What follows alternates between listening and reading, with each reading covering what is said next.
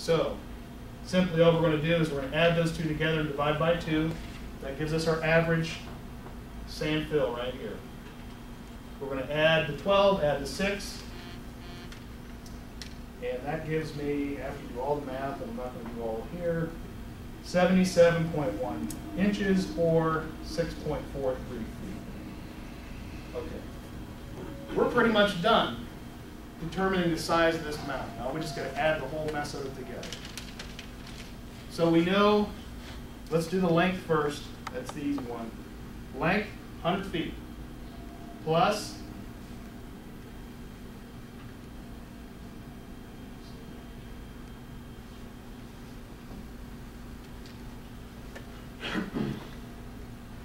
.43 feet at each end.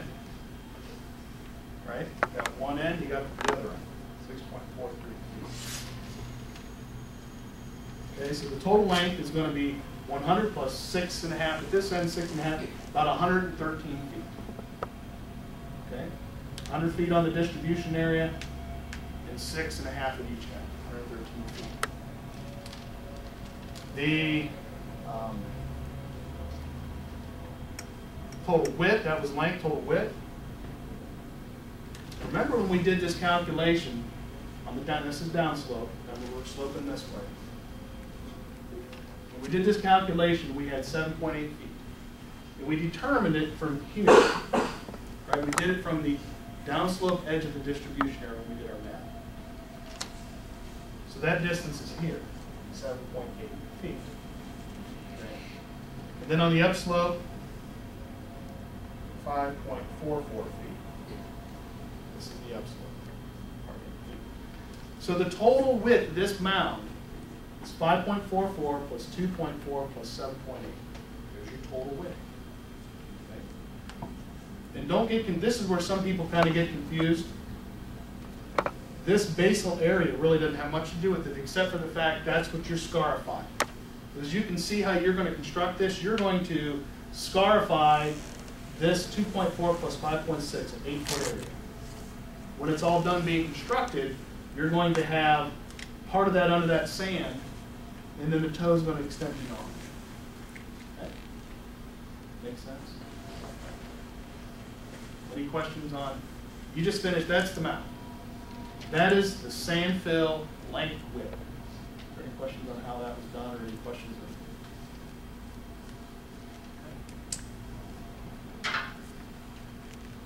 I put up here all these steps to make sure I did it all. So we did the distribution area, the basal area, the width, the length, the overall. 4 steps. Look at the pressure. Pressure distribution has a few more.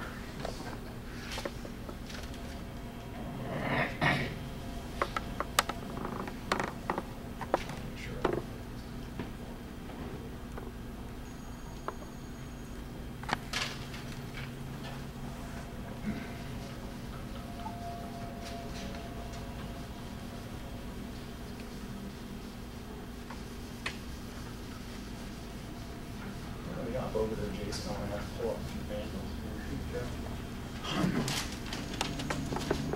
Give a shortcut to it. Yeah, if you go close that, go to back to the PowerPoint. Yeah, go to PowerPoint. Todd, is there a way to figure the total square footage in that system? Sand, gravel, aggregate. Is there a way to figure that from what you just presented? Yeah, you would just take your total width and total length. That'd be your total square footage. Okay. Yeah, that, if you remember too, you made a good point. I want to point that out. It's a good point. Remember back on our, in fact, Jason, if you go a couple slides back, let's go there. Okay, right there. Minimum square foot of absorptive area. Glad you pointed this out. 100 foot of length, remember? 100 foot of length. And the basal area, the part that's doing the job of soil treatment and dispersal, was 8 feet wide. What's that equal? 800 square feet. What a coincidence. That's what we want. When you do all the math and work all that out, the numbers that produce that 800 are built into this whole equation. So you've just made your mound exactly to the specification that is required right there. The 100-foot length, 8-foot wide, and the basal area just produced the 800 square foot that you need. Okay, just as one of these, are we thinking about 400 square feet of redwood? I mean, in the broadest sense of the term, are we thinking about 400 square foot of bedroom? Just if you did 100 mound systems.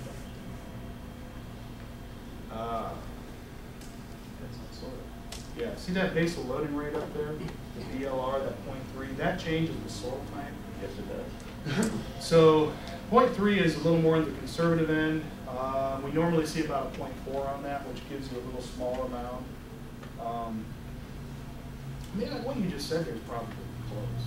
And Maybe if 300 to you 400 square If you foot. walk out to a 4-bedroom home, you're gonna be 1,600 square feet.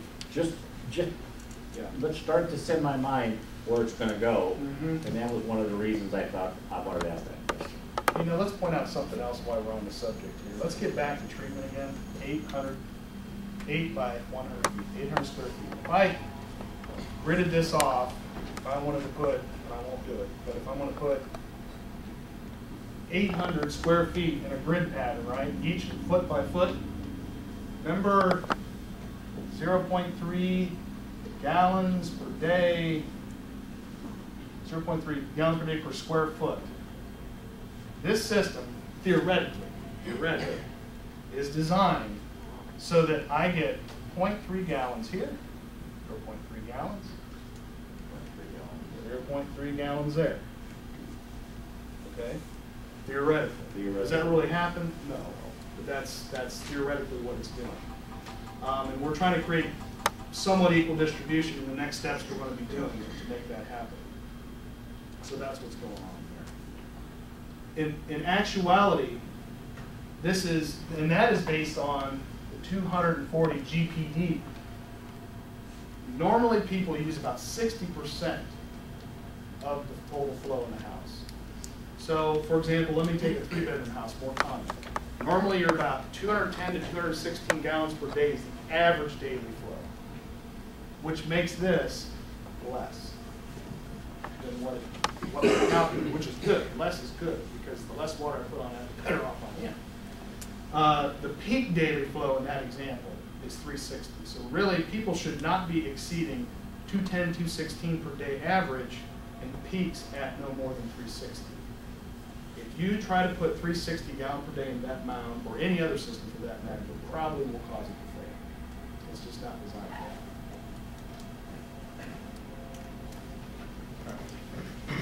Go ahead and bump ahead on this slide.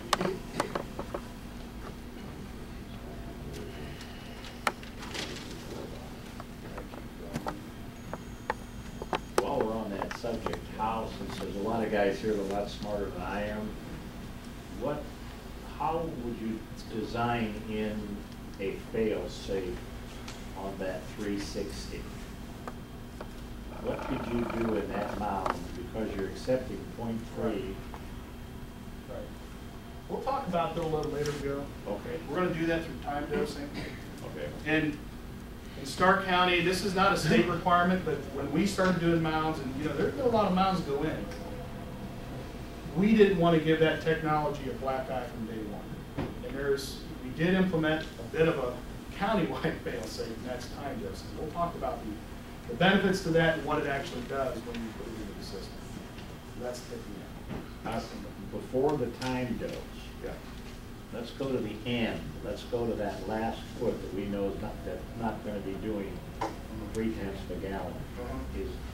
Is there anything that can be designed into the system that would alert the homeowner, the service contractor, anybody, that it's over? I mean, we're going to be looking at basically untreated sewage, but it's not going to toast the system. That's where I'm going with that question.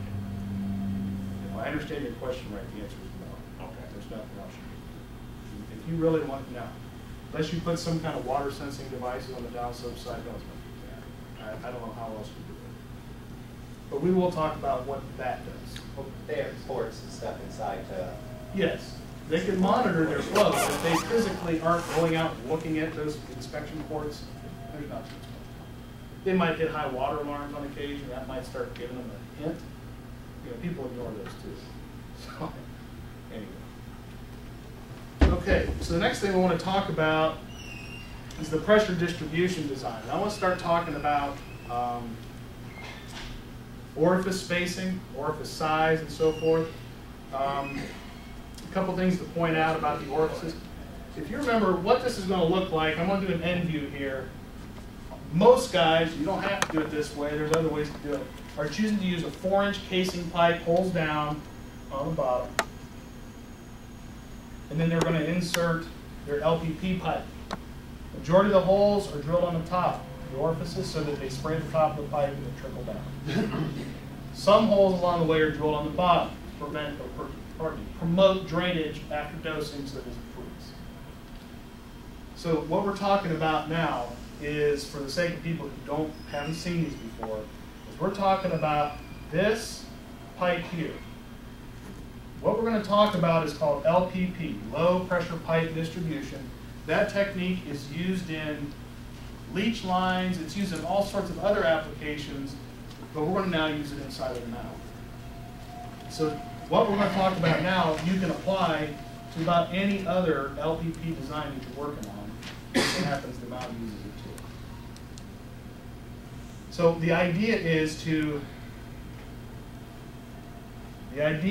this side of this mount. Here's, if you remember our drawing of our distribution area, 100 feet long, 2.4 feet wide. When we design this, our ultimate goal is to get equal distribution as best we can across the entire length of the mount. And that means no more than, less than 10% of distribution of flow variation from here to here, from beginning to the end. And there are ways we calculate all that. We don't want more than that. We don't want, you know, a larger volume coming out here and a lesser volume coming out there in our design, because what's going to happen? It's going to bleed out. It's going to dump out on the ground. So we want to get, as best we can, to spread across the entire length. So the hole sizes, the orifice sizes, play into how that's done. Some of this is my personal opinion. You can take it or leave it. Ideally, 1/4 inch is the best. It never works because it's too big. The larger the hole size, the more flow comes out of it, and then your pump gets huge. So you may end up with a 1.5 horse pump because you put in 1/4 inch holes. You like 1/4 inch holes? What's the good side of 1/4 inch holes? Less plugging. The bigger the hole, the less the plugging. But the bigger the hole, the higher the flow. So there's your issue there. 1/4 inch. And again, my opinion, ideal but not practical usually. We just had, Bill just worked on a mound design the other day. He had it was a small flow design, which is just a small 1 restroom storage building. He got a, what, 40 foot or something, 37 foot mound? Yeah, okay. 37 foot mound is short enough that you can put 1/4 inch holes in there. Make them big if you can. And they still only use a 4/10 pump on it. And that was probably big for that job. 4/10 horse pump, 1/4 inch holes, good to go. That's great. Usually doesn't work. I'll skip 3/16 here for a minute. 1/8 inch holes, what's the benefit of that? You get much, much lower flow rates coming out of an 1/8 inch hole. It makes your design so much easier to do when you do an 1/8 inch hole. Bad side, you're going to probably plug it up. You're going to need to, you've got to keep on top of flushing on an 1/8 inch hole. 3/16 we've been finding is pretty much the easiest middle of the road. It gives you the moderate hole size, and it gives you the flow rates that gives you a half reasonable pump to work with. Okay? When you design a system too, we have to produce a certain pressure inside of this line to keep things flowing at the less than 10% in, get some scouring going on to clean these orifices out every time it doses.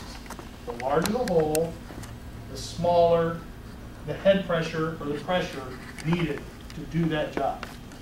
2.5 feet is satisfactory for a 1/4 inch hole. 3.5 feet for a 3/16 inch hole